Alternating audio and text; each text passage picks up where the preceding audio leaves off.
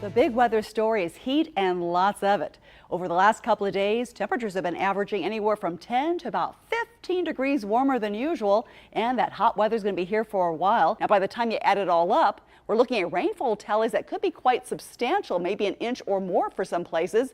But this is nothing compared to the heavy rains that are going to be pelting parts of the Midwest. We're tracking a low pressure area right now, pinwheeling across the Midwest. And as it slowly lifts off towards the east, it's going to help to generate more scattered showers and more thunderstorms again tonight all the way through tomorrow. Good evening, everyone. I'm here at the pork patio and I'm literally in hog heaven. I say that because the weather's great and I'm actually surrounded by all sorts of great pork products. As it stands right now, all is quiet. We've actually been enjoying lots of sunshine today, but just to our west, a big storm system is looming on the horizon. We did see some showers and storms today, but they were certainly not of the magnitude as to what they could have been. Our latest live Doppler radar, though, still showing some wet conditions across central Illinois. Zooming in closer, the most active spot has been areas east of Interstate 57 and also right across the I-74 corridor. Looking at these thunderstorms lifting their way across Vermilion County from near Champaign back over towards Danville. We've seen some vivid lightning with these thunderstorms and also some very heavy amounts of rainfall. Yesterday we topped out in the 40s, today in the 50s, and that mild weather easily carries over through tonight. So if you're stepping out this evening, going out for dinner, really no significant weather issues. And more times than not for this upcoming weekend, it's going to be kind of like what we've seen lately. A lot of cloudy skies, still some scattered showers and thunderstorms in the offing, and we're still looking at unusually warm conditions. The big weather story today has been a major cool down. We're anywhere from 15 to about 20 degrees cooler than what it was on Wednesday. Of course, yesterday it really felt like summer with those highs 80s and 90s. Today, though, we've only topped out in the 60s and 70s. The reason for the cool down has been a cold front that's been sagging its way across the state. But now that cold front is about ready to turn into a warm front. It will start to arc off towards the north again, driving in more very warm temperatures again tomorrow. And along with that, too, it's also going to be setting off some scattered showers and storms. So our futurecast shows that for the next few hours, watching for increasing cloud cover, scattered showers and some thunderstorms will start to pop up, especially after midnight. Here we go, right at the stroke of midnight. Some busy weather here across central Illinois. And yet again through tomorrow morning, more scattered showers and more thunderstorms milling around the area. The bottom line, you might want to factor in some extra driving time heading off to work or school early tomorrow morning. But by the afternoon into the evening hours tomorrow, the rain showers really taper off. Maybe just a couple spotty showers here and there by the evening hours tomorrow. But I think by and large for those high school football games, we should be in pretty good shape tomorrow evening. But don't put away the rain gear just yet, because what's going to be happening, this front will start to meander back and forth through the upcoming weekend. So still through Saturday and Sunday, some additional chances for some scattered showers and storms. And at least from now through all the way through tomorrow evening, some of that rain could be locally heavy, anywhere from a ½ inch to a full inch of rainfall. The top weather story is a threat for severe weather. We've issued a code red for tonight on into tomorrow. We're watching the possibility for severe thunderstorms that could very well be packing some strong winds, maybe winds over 60 miles per hour, and some large hail. Right now, a severe thunderstorm watch continues over portions of northern Illinois, which does include parts of our viewing area extending down towards Ford and Iroquois County. And it's not just tonight. We have another chance to see more threatening skies tomorrow, as the Storm Prediction Center has placed all of us under a risk zone for tomorrow. Here's our latest weather setup. It's a very massive storm system that's been draped across the nation's midsection the last couple of days. It's simply slowly budging off towards the east, and it has really been a prolific storm producer. We still have multiple areas under severe weather watches and warnings even as we speak. So again, a lot of thunderstorms lighting up the skies for tonight.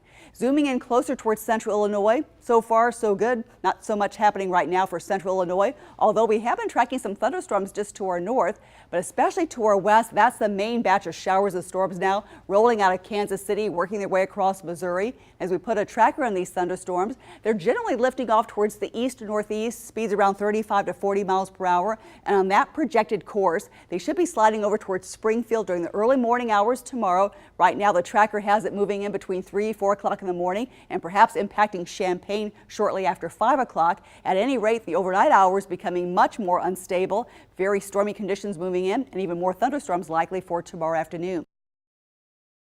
Each year, Illinois falls victim to millions of dollars in property damage due to severe storms. But critical steps are being taken to lessen the blow. Violent storms packing powerful winds resulting in damaged homes. It's part of the inevitable each spring in central Illinois, but measures are being taken to devise new technology to allow homes and businesses to better withstand the destructive forces of nature. Leading the way with this research is Dr. Frank Lombardo from the University of Illinois in Champaign. He and his students in the Civil and Environmental Engineering Department are conducting experiments using wind tunnels in hopes of making roofs better suited to stand up to fierce winds. We're looking at kind of innovative ways that we can essentially change the shape of the roof. Some kind of device you can set on your roof that will actually change shape under wind loading and essentially make it a little more aerodynamic. His team is also working on weather sensors to more accurately measure wind speeds. Basically, it's just going to react to the wind by bending in this section. We measure that, and that's how we know what the wind speed is. All this research has a practical application. When we finished developing this, we want to deploy a large number so we can actually measure that wind, know what the wind speed is, so we can design buildings for the appropriate wind speed and the properties.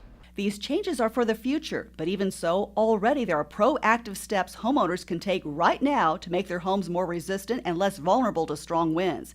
And one of those measures is to install hurricane clips. Hurricane clips are essentially metal fasteners that connect the roof trusses to the frame of the house, helping to strengthen the connection between the two and keeping the roof more secure and less apt to rip apart. These clips are best installed during new construction, but your home can also be retrofitted with them, especially when re-roofing your home, and it's an investment that's well worth the cost. A lot of times that you see in wind damage and tornadoes and thunderstorms is you get a complete roof loss, for example, and that's really due to a poor connection between the roof and the rest of the structure. You could have two homes right next to each other that experience the same wind speed. One completely lost its roof, the other one didn't, and that could be just because they have hurricane clips. Other ways to protect your home would be to install shutters to protect windows from flying debris and to reinforce garage doors by using a brace, because garage doors are notorious for being one of the weakest points of a home. They typically don't have enough bracing and they tend to buckle under high winds, and that's another way that wind can get inside the structure. So a lot of times after extreme wind events, whether it be hurricanes or tornadoes, what you'll see is if you have a garage door failure, you usually have roof failure immediately above the garage. Also, according to Chris Shortman, senior sales representative from Sutton's Construction, it's important to choose top-grade building materials for your roof and siding to make your home sturdier and more impact resistant. There's materials that are designed for siding, windows, and roofing that are made for high winds. So shingles installed by a certified manufacturer, certified installer, are going to be warranted at 130 miles an hour for wind. One other quick and simple thing to do to keep your home safer during severe weather is to check your landscape and trim back any tree limbs that overhang your home and cut down and remove any rotten or diseased trees that could potentially fall on your home during strong storms. We can't keep severe storms from striking central Illinois, but we can certainly take steps to better protect our homes and families and to help mitigate storm damage.